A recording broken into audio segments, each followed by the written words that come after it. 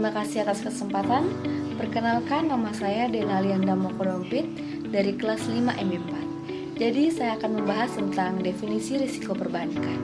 Jadi risiko perbankan ini adalah risiko yang dialami oleh sektor bisnis perbankan sebagai bentuk dari berbagai keputusan yang dilakukan dalam berbagai bidang seperti keputusan penyaluran kredit, penerbitan kartu kredit, valuta asing, inkaso, dan berbagai bentuk keputusan finansial lainnya. Jadi ini dimana untuk menimbulkan kerugian bagi perbankan tersebut, dan kerugian terbesar adalah dalam bentuk finansial. Bank sebagai mediasi menyediakan fasilitas yang mampu memberikan kemudahan kepada publik sebagai nasabah untuk memperlancar segala urusan-urusan yang menyangkut dengan masalah keuangan. Contohnya, keamanan simpan, kemudian menangani kembali dana dalam jumlah disesuaikan, kemudahan dalam urusan mencairkan kredit termasuk rendahnya biaya administrasi yang ditanggung secara bunga kredit yang rendah dan diperhitungan yang dilakukan secara penukaran akurat. Dan pembahasan selanjutnya ada bank devisa dan bank non-devisa. Dari segi kemampuan melakukan transaksi internasional, bank devisa adalah bank yang dapat mengadakan transaksi internasional seperti ekspor dan impor, jual beli falas, dan sebagai aktivitas lainnya. Contohnya Bank Mandiri, BNI, dan BCA. Dan bank non-devisa adalah bank yang dalamnya aktivitasnya tidak dapat mengadakan transaksi internasional.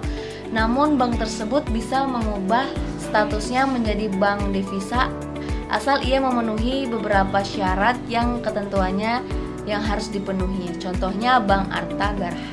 Dan pembahasan selanjutnya ada tindakan pemerintah dalam mengatasi perbankan masalah. Itu ada 3. Yang pertama ada pembinaan, yang kedua ada tindak lanjut pengawasan bank, dan yang ketiga ada likuiditas bank. Selanjutnya ada kebijakan perbankan dalam menghindari risiko. Jadi terdapat 4 risiko perbankan yang ditetapkan. Jadi yang pertama ada risiko kredit, merupakan risiko yang disebabkan oleh ketidakmampuan para debitur dalam memenuhi kewajiban sebagai yang perlu dipersyaratkan oleh pihak kreditur. Dan yang kedua ada risiko pasar, merupakan risiko yang disebabkan karena adanya pergerakan pasar dari kondisi normal ke kondisi di luar prediksi atau yang tidak normal sehingga kondisi tersebut menyebabkan pihak perbankan mengalami kerugian. Dan yang ketiga ada risiko operasional. Jadi ini merupakan risiko yang timbul karena faktor internal bank sendiri, yaitu seperti kesalahan pada contohnya human error dan lainnya, sehingga jadi itu telah menyebabkan timbulnya masalah pada bank sendiri. Dan yang keempat ada risiko likuiditas, merupakan risiko yang dialami oleh pihak perbankan karena ketidakmampuannya memenuhi kewajiban jangka pendek. Dan selanjutnya ada pengawasan perbankan sebagai bagian menghindari risiko. Jadi ada 2. Yang pertama ada pengawasan yang dilakukan oleh internal perbankan, dan yang kedua ada pengawasan yang dilakukan oleh eksternal perbankan. Jadi pengawasan yang telah dilakukan tersebut harus diikuti oleh tindakan pemeriksaan yang baik. Secara umum ada 2 bentuk pemeriksaan. Yang pertama ada pemeriksaan umum. Jadi pengawasan langsung memeriksa umum dilakukan oleh pemeriksaan terhadap semua aspek bank, yakni keadaan keuangan, kegiatan usaha, manajemen, dan kepatuhan bank terhadap ketentuan yang berlaku, serta sejauh mana bank mengelola risiko yang ada. Dan yang kedua ada pemeriksaan khusus. Jadi pemeriksaan khusus ini adalah pemeriksaan terhadap aspek-aspek tertentu dari bank baik yang terkait dengan pos neraca, sistem pengelolaan, kepatuhan terhadap ketentuan, misalnya kecukupan modal, CAR, PBI maupun terhadap penyimpanan yang terjadi di bank. Dan pembahasan selanjutnya ada antisipasi perbankan dalam menghadapi tindakan pidana perdana. Ada beberapa langkah strategi yang dapat dilakukan oleh bank.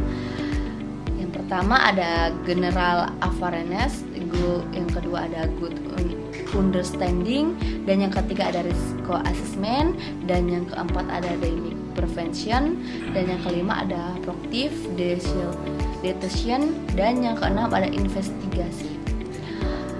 Dan selanjutnya ada biaya risiko dan kredit macet. Jadi biaya risiko ini adalah biaya yang harus ditanggung oleh pihak manajemen perusahaan terhadap risiko yang ditimbulkan dalam setiap keputusan yang diambil. Jadi bagi pihak kreditur yang mempertimbangkan beberapa hal yang mungkin timbul pada saat kebijakan perputaran piutang dilaksanakan, yaitu terjadinya kemacetan dalam aliran, mengembalikan pinjaman yang dilakukan oleh pihak debitur. Dan secara finansial, company masalah yang menyangkut risiko tidak kembalinya sejumlah uang atau dana yang telah diberikan dalam bentuk pinjaman ini harus diperhitungkan dan membedakan dalam penetapan bunga pinjaman. Sehingga bagi suatu perusahaan yang melakukan kebijakan penyaluran kredit harus mempelajari hal-hal berkaitan dengan biaya resiko yang timbul karena faktor terjadinya piutang dan terbagi. Dan selanjutnya ada perhitungan biaya resiko. Ada dua cara untuk memperhitungkan atau menentukan jumlah biaya resiko. Yang pertama ada biaya resiko di hutang dengan cara mengajukan dana menaksir beberapa angka kredit macet yang secara fakta terjadi. Dan yang kedua ada biaya resiko dihitung dengan cara melihat beberapa total angka pinjaman yang dihapus bukan terhadap rata-rata seridu pinjaman, di mana ini dilihat dalam satu periode akuntansi. Dan pembahasan terakhir ada risiko kredit. Jadi kegiatan perbankan lain yang perlu mendapat perhatian khusus adalah pemberian kredit kepada nasabah. Ini harus dilakukan secara hati-hati oleh bank. Bisa dengan cara penerapan information sharing dan for banking untuk menganalisis data nasabah untuk memberikan atau persetujuan pemberian kredit. Jadi program ini dapat menentukan kredit, menentukan batas kredit, pembayaran awal dan pembayaran cicilan. Nah, sekian dari pembahasan saya.